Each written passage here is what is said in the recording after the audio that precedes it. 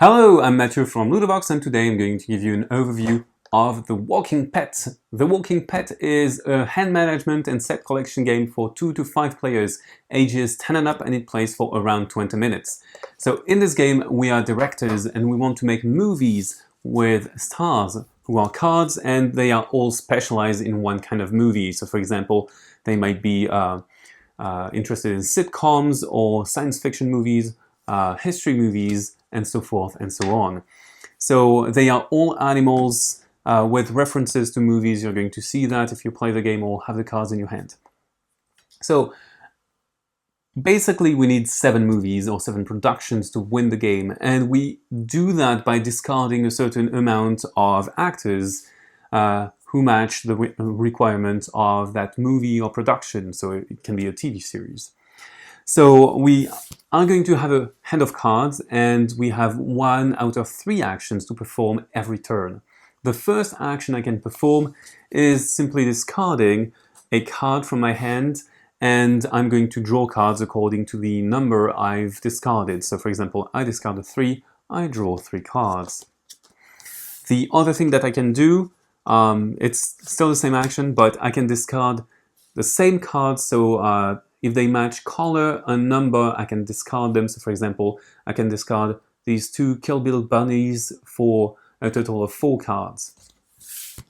The second action I can perform is to get the topmost card from the discard pile. So if the previous player has left me a really good card, like a 5 card, I can take it and put it in my hand.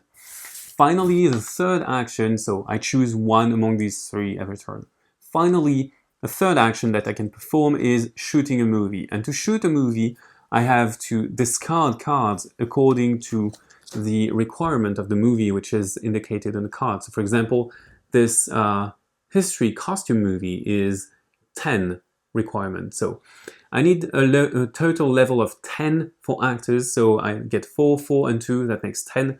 I can discard them, get the movie, and activate the power of the movie. So the powers of the movie depend on the type of movie you make. You can draw cards from the draw stack, also from the discard with the history movies. You can exchange cards and swap cards with other people, make people discard cards, so it's kind of aggressive, and that's one big part of the hand management of the game. Finally, when you shoot a production and you score something, you have this card and it creates a trend effect. So when there is a trend, the movies and productions have a -1 requirement. So for example, the costume movies, history movies, they have a 10 rating. Basically, you need 10 points of actors to make them. And if they are trendy, if they have this card here, if I have this card or any player has this card, they cost 1 less per visible card, so they would cost 9. If another player creates the same movie, it raises the minus, so the trend is even trendier, and instead of being worth 10 points of actors, they are worth 8 points of actors. So you can snowball pretty easily with this, and every player benefits from this.